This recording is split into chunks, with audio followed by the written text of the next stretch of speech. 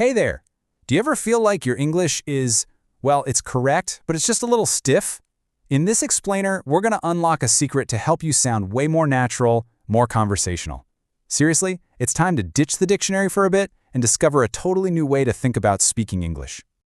Yeah, this is pretty much what happens when we play it too safe with our English. When we just rely on those simple, direct words we find in a dictionary, we kind of lose our personality. I mean, it's technically correct, sure, but it's just so flat and disconnected. It's missing that spark, the spark of a real human conversation. All right, so let's dive right into this. The biggest trap that so many of us fall into is what I like to call the nice word problem. It's that habit of using one simple, safe word for pretty much everything, and believe me, it is a huge barrier to sounding natural. I mean, just look at this comparison. Over on the left, that textbook English is so repetitive, and there's just no real emotion there. But on the right, real English. That feels alive, doesn't it? Words like cozy or a little sad or funny, they don't just state facts. They paint a picture. They create a connection. They share an experience. And that is what real conversation is all about. You can feel the difference instantly. And that right there, that really gets to the heart of it. These safe, textbook words, they're totally emotionless. They just suck the life and, honestly, the music right out of your speech. It turns what should be a fun, dynamic conversation into just a flat exchange of information. Now, let's talk about something that might surprise you. The very tools you've been told are going to make you fluent, like your grammar books, they might actually be the very thing that's holding you back. This right here, this is the core idea we have to embrace. See, fluency isn't really about memorizing a bunch of rules. It's about feeling the rhythm, the emotion, the whole flow of natural speech. It's about learning to hear and then eventually play the music of the language. And this turtle analogy just illustrates it perfectly. When you're obsessed with getting every single letter right, you become so hesitant and slow, you lose all your momentum, and the conversation just grinds to a halt. Think about it. You can't dance to the music if you're constantly staring down at your feet, right? And this is why it matters so much. A huge chunk of what makes a conversation feel natural, like maybe 80%, is driven by feeling and connection, not flawless grammar. People respond to the emotional tone and the rhythm of what you're saying way more than they care about textbook precision. Okay, so let's get to the good part, the solution. It's called the feeling first method. And it's a simple but really powerful way to help you break free from that robotic English and actually start speaking from the heart. It all breaks down into 3 easy steps. First, we're going to use words that create an atmosphere. Second, we're going to adopt something called the 80% rule. And third, we're going to learn how to follow that music we've been talking about.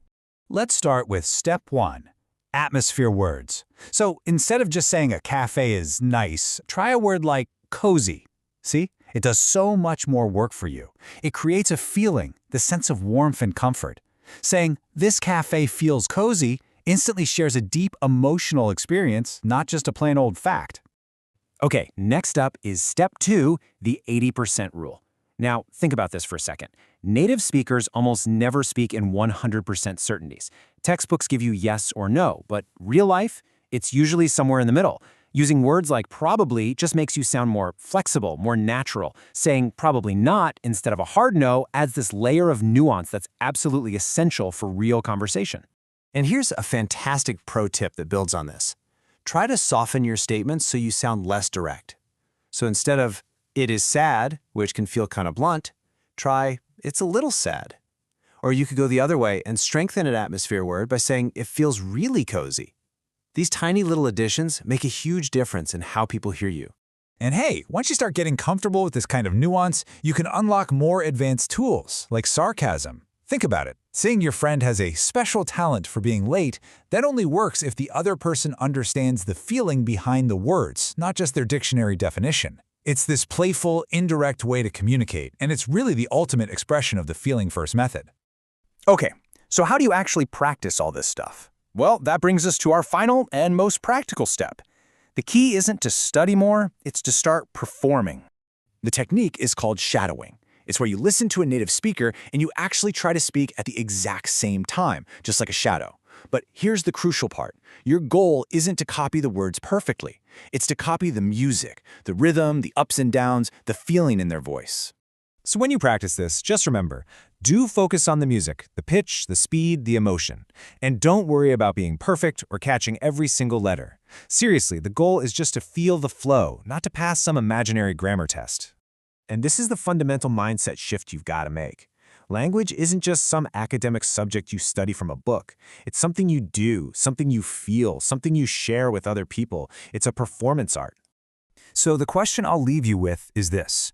Are you going to keep studying the letters trapped on the page?